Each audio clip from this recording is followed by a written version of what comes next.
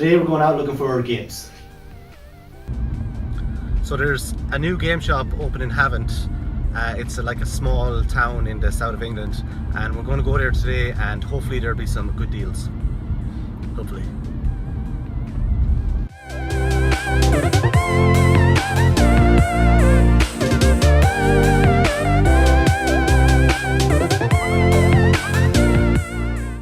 We're going to a small town in England called Havant, and there's a couple of game shops here. One of them is called GameZone, which is pretty cool, and there's also CEX.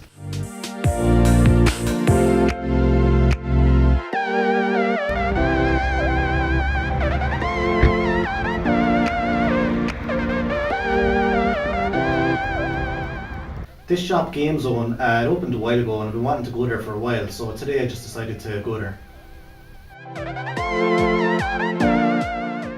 The guy has a nice shop. There's a decent amount of stuff here actually. Unfortunately, it's not in the best condition.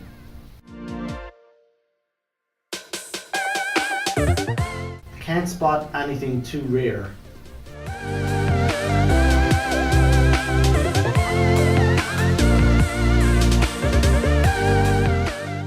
Although he does have some systems in glass cases, some nice stuff.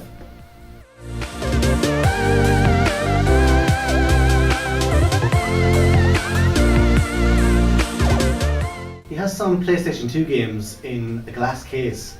None of them are really rare either.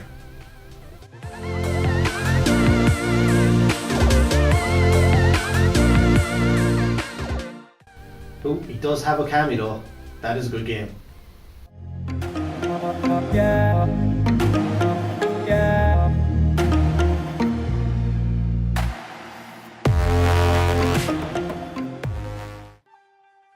Okami is a Capcom game. It's not super rare, but it was one of the last games released for the PlayStation 2 in 2006 in Japan and North America, and released in Europe in 2007, just before the release of the PS3.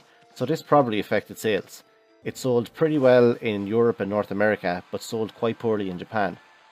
It's not an expensive game either at the moment. You play as a white wolf named Amaterasu and use a paintbrush to build bridges, complete constellations, and cut enemies in half. The game is steeped in Japanese mythology and includes references to other Capcom games including Street Fighter and Beautiful Joe.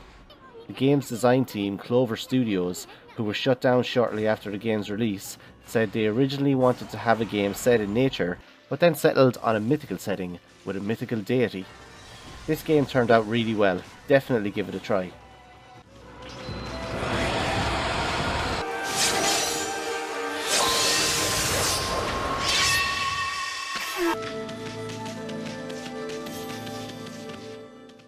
There's another glass case and it's got like a load of Mario statues in it holding Nintendo DS's. That's awesome. I wonder if that's for sale. The Mario stuff.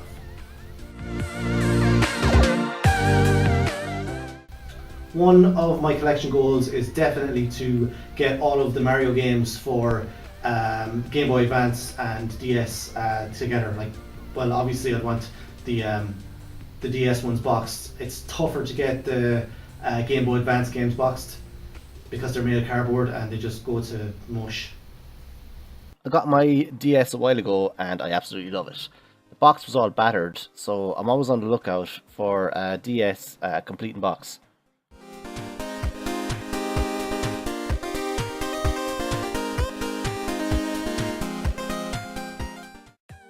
The old DS is really useful as it plays Game Boy Advance games. I did find Super Mario Advance complete in box also a while ago and totally had to pick it up. I really like Mario Bros. 2, and this version for the DS is different than the original. It's an updated version of the Mario All-Stars game for the Super Nintendo and has new bosses and enlarged sprites.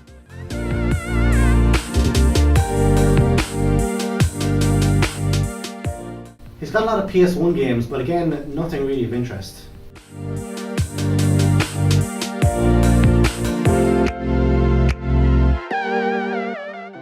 Looking over his Xbox original games, most are really common and there's not really I want to pick up. The only Xbox original game I actually wanted to pick up was Shenmue 2.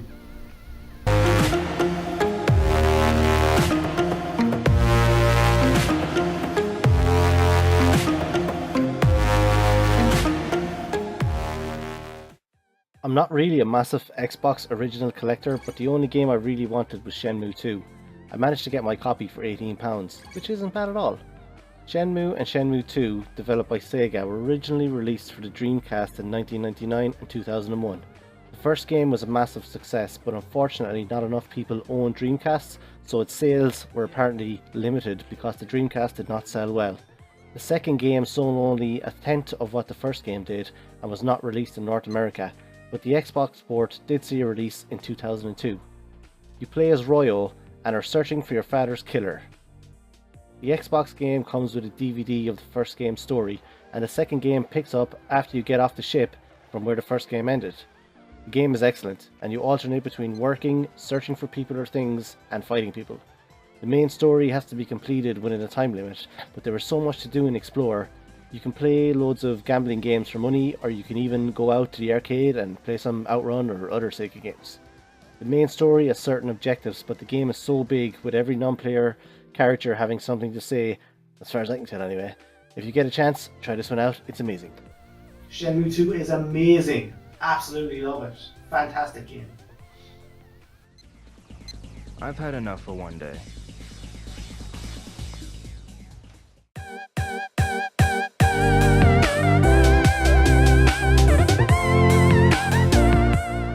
I'm leaving GameZone empty-handed.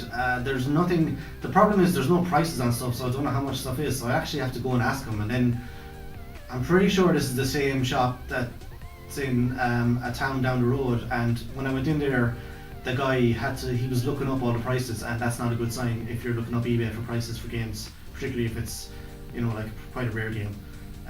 Do not want to pay eBay prices in a shop.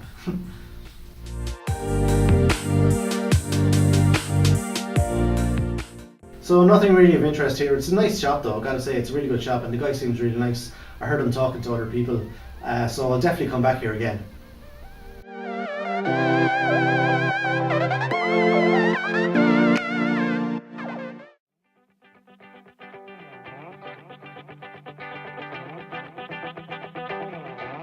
While I'm here in Havant, I'm also going to have a look at the CEX. Now, I'm not a huge fan of CEX because, particularly if you buy the stuff off their website, you can't really tell the condition some of the items.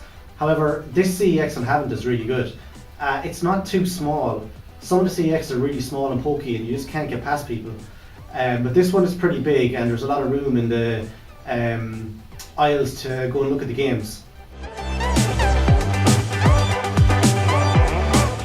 Now, I did have a purge a while ago of a lot of PlayStation 2 games and DVDs and all that, and I just got rid of them. Traded about 100 and something of them into CEX. Got about, I think it was £130 in credit, so I did have a few quid to spend. Now the games, the reason I did that and brought them to that CEX was they had a couple of games that I really wanted, and those were Suikoden 4 and Suikoden 5.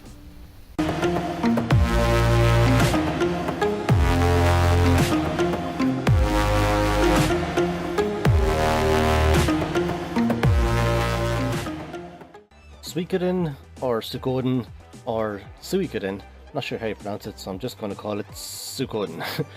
The first and second games on the original PlayStation 1 were amazing. For some reason, Part 3 was not released in Europe, but 4 and 5 were. Suikoden is a series of RPGs that focuses on the water merchant story from China. Each game is a different story with a different main character. The thing that makes Suikoden great is that you can collect 108 characters. You can use most of these in battle, and some take positions in your castle or base and make up shops, play music or man the elevators. Part 4 takes place at sea with loads of ports and boats. It's very short compared to the other games, and it's probably the weakest of the 4 I've played. The combat system is quite simple, and the encounter rate is crazy while you're on your ship. The game is set 100 years before the original Suikoden game, so there is not the same opportunity to meet the characters from previous games. This was a great part of the second game, meeting with the hero and Gremio, as well as other characters from the original game. Suikoden 4 is still really good, and a full set of Suikoden games is definitely a collection goal of mine.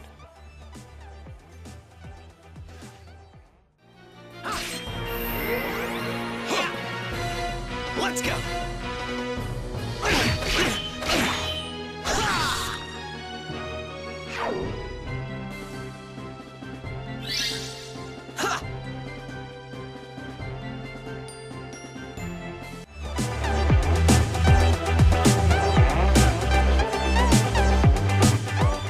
Ooh. Murdered Soul Suspect. I wanted to pick this up to see what it was like.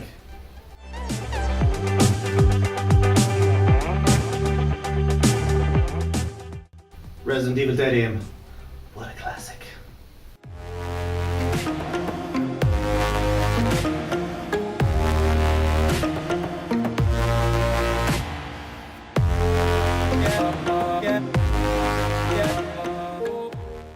For some reason, when I was recording the footage for this game, a lot of green dots appeared on the screen. Oh well. This is one of the least talked about Resident Evil games. You take control of Bruce McGivern and have to navigate around a ship during a T-virus outbreak. Whatever happened to Bruce McGivern and Fong Ling anyway? I played this game when I was younger, so I'm definitely picking it up. I really like it. It hasn't aged well though. It's a different style of Resident Evil game. This one is set on a ship, but to attack enemies you go into a first-person mode where you can use a light gun. I don't have a light gun, so I have to use the D-pad, which is not ideal. Sound for the dialogue is very cheesy, and I think it was recorded in a bathroom, as its quality is terrible. The game is tough starting out, but when you get used to the battle system it's really easy. Add another one to my Resident Evil collection.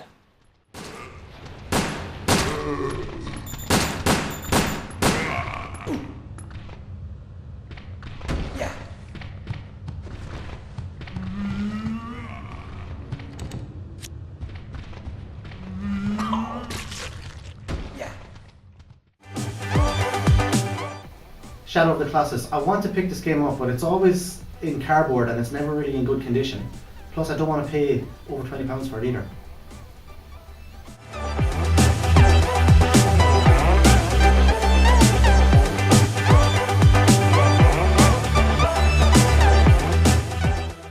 Wow, N7 Mass Effect Collector's Edition. Still want to pay £25 for it though. Mass Effect is an amazing series, I absolutely love it. Top drawer.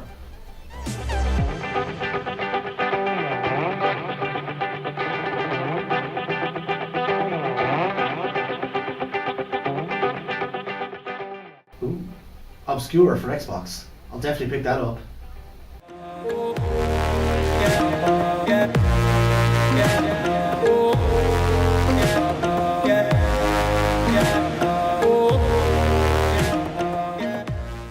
Obscure for the original Xbox. It's a great game. I had it for the PlayStation 2 years ago.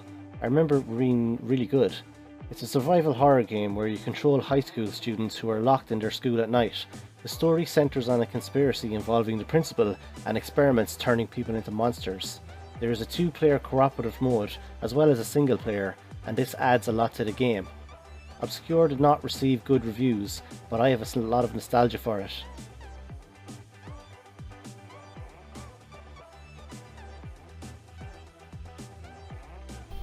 Obscure is like a survival horror teen mid-90s film. It's really good. It's 2 players as well, which is top drawer. There's a few more games here I've got my eye on. I think I'm going to pick them up. Yakuza Dead Souls. This is actually not as good as the original Yakuza even. But it's still an okay game. And I like Yakuza and I want the collection. So it'll go into my Yakuza collection, obviously.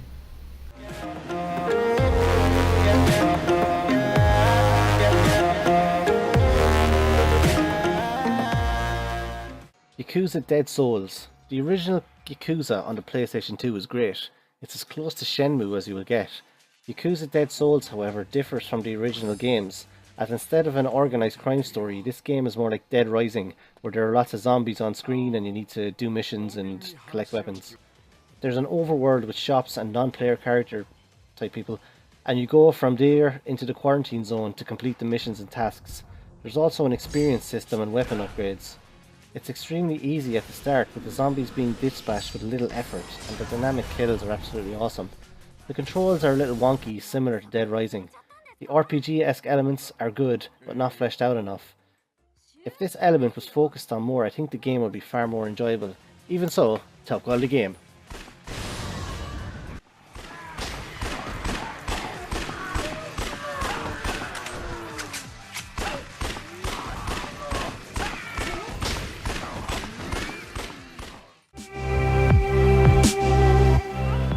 Silent Hill 2, this box is pretty good condition, but not as good as condition as the box I got for £2 a while ago.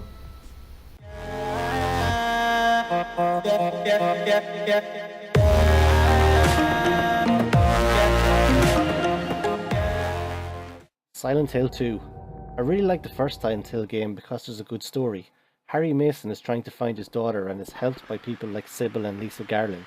Silent Hill 2, while looking and playing significantly better, is not as good in my opinion. The story is interesting where James is trying to find his wife and meets Maria, but once you complete the game and understand the real story, it ruins the game. Well, for me anyway. This is the problem with the Silent Hill series. The stories are just too depressing. The graphics and atmosphere are great, but the stories just don't have happy endings. I guess I'm a sucker for some bit of joy in my games, and the Silent Hill series is just too gloomy, for me anyway. But maybe that's the way they're supposed to be.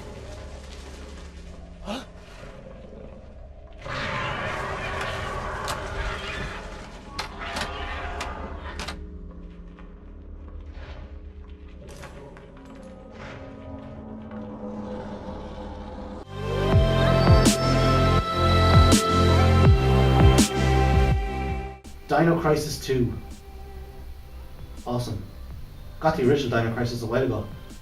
Pretty good series of games actually, well apart from the third one.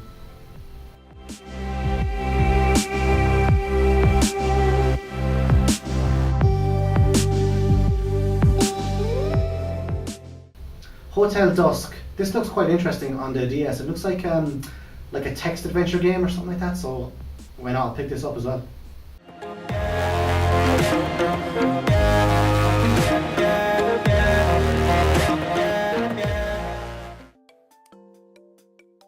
Hotel Dusk is an interesting game. I love point and click games like Broken Sword, so I'm always on the lookout for similar titles. This is more of a graphic novel, however. You hold the DS by the sides and read it like a book. You can control movement through a first-person perspective, moving around the hotel, but mostly you just talk to people. You take control of Kyle Hyde, a former detective turned salesman, and are looking for your partner at the hotel in Nevada. It's okay I guess.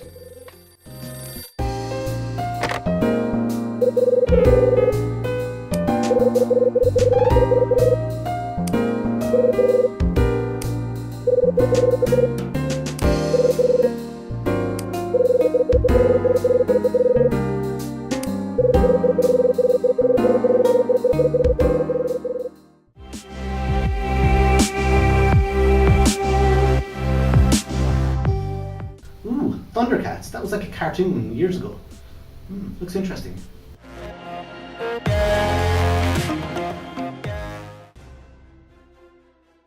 Thundercats. When I saw this, I thought it would be like one of the DS Castlevania games, but it's actually just a normal action platformer.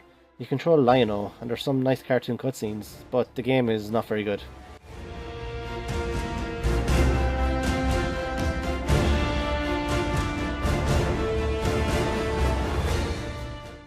Now this is awesome. Inazuma 11 is fantastic. It combines some of my favourite things: RPGs, football, and video games into a hybrid RPG football video game. Fantastic.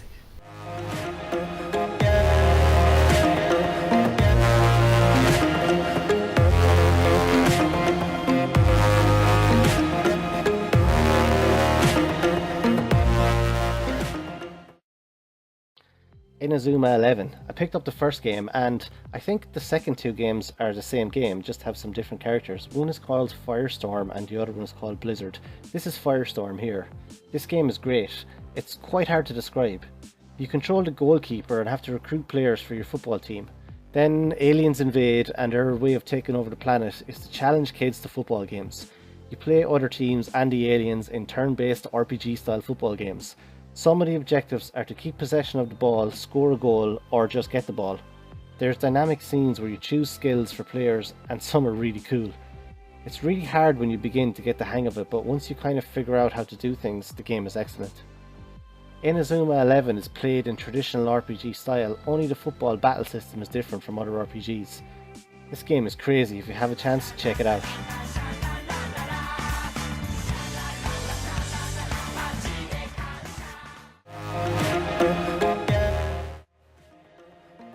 That's me for today. Had a really nice time in these two shops and I'll definitely come back again.